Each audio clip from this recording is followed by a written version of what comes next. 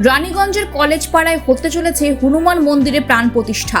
2রা জুলাই মঙ্গলবার একটি কলস যাত্রার মাধ্যমে প্রায় 501 জন মহিলা সহ কুমারীরাও কলস যাত্রায় অংশগ্রহণ করেন।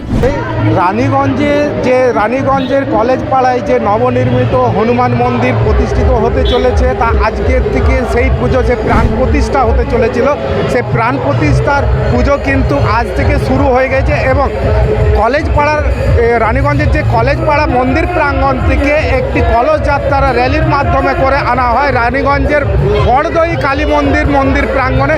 এমনটাই দেখা যাচ্ছে এখানকার এই দৃশ্য। যদিও জানা যায় এই র্যালিতে 501 জন মহিলা সমেত এই কলস যাত্রায় অংশগ্রহণ করেন। তার সঙ্গে কচিকাচারা, প্রাপ্তবয়স্করাও মেতে উঠেছে আজকের এই মহা র্যালিতে, এই কলস যাত্রার এই র্যালিতে। জয় মাতা দি স্পোর্টিং ক্লাবের উদ্যোগে এই অনুষ্ঠান আয়োজিত হয়।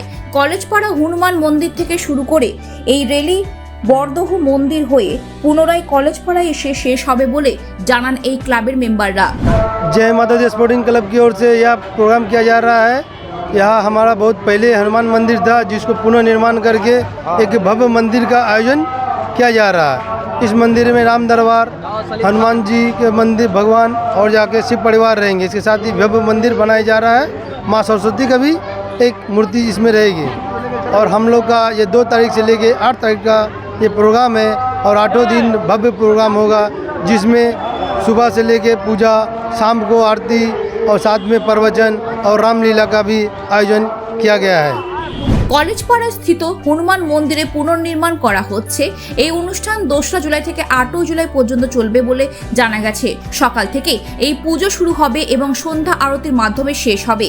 এই কলস যাত্রার পরে হনুমানজির প্রাণ প্রতিষ্ঠা করা হবে। কচিকাচার থেকে নিয়ে পরে প্রাপ্তবয়স্করা সমস্ত সব ভক্তরাই কিন্তু আজকের এই কলস যাত্রার এই র্যালিতে কিন্তু মেতে উঠেছে। এমনটাই দেখা যাচ্ছে আজকের এই রানীগঞ্জের যে বড়দই কালী মন্দির প্রাঙ্গণ আছে, সেই মন্দির থেকে।